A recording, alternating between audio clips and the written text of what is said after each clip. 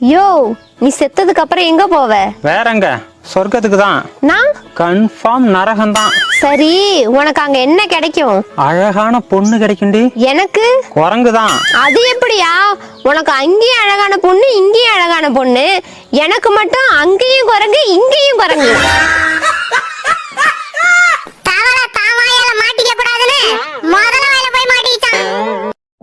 சித்தி, என்னடி?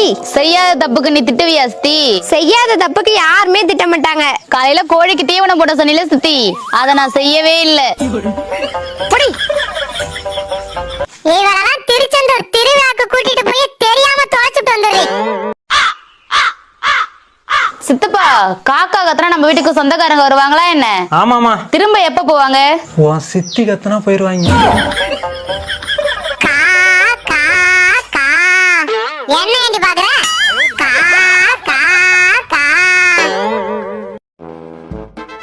ஓனர் பொண்டாட்டி, நான் முட்டை போடணும் போல ஆசையா இருக்குடி. போய் போட வேண்டியதானே?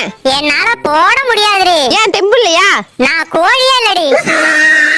பண்ணைக்கு வந்தா போனை பாக்குறது இல்ல போத்திக்கிட்டு படுக்கிறது, இதெல்லாம் ஒரு வாழ்க்கை. சீ.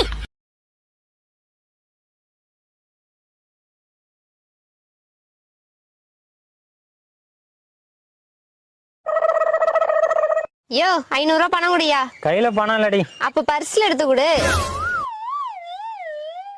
பணமே சுத்தமா இல்லடி. நீ குடியா, நான் சுத்தம் பண்ணிக்கிறேன். 1 ரூபா கூட இல்லடி. 1 ரூபா கூட கேட்கலையா? நான் 500 ரூபாய் மட்டும் தான் கேக்குறேன். இவளுக்கு எப்படி சொல்லி புரிய வைக்கிறது? அங்க பக்கெட் இருக்காடி. அதுல பணம் இருக்கா? பால் காயில் இருக்கு. எடுத்துட்டு வந்து குடுத்துட்டு கிளம்பு. என்ன பார்த்தா எப்படியா தெரியுது? பணம் இல்லைன்னு சொல்ல வேண்டியதானே? அதனாடி இவ்வளவு நேரமா சொல்லிட்டு இருந்தா.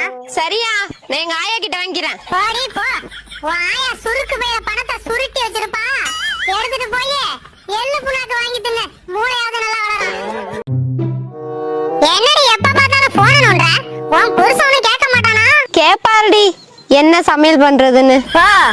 இதான் ஊருக்கு பசுமாடு, வீட்டுக்கு எரும மாடா.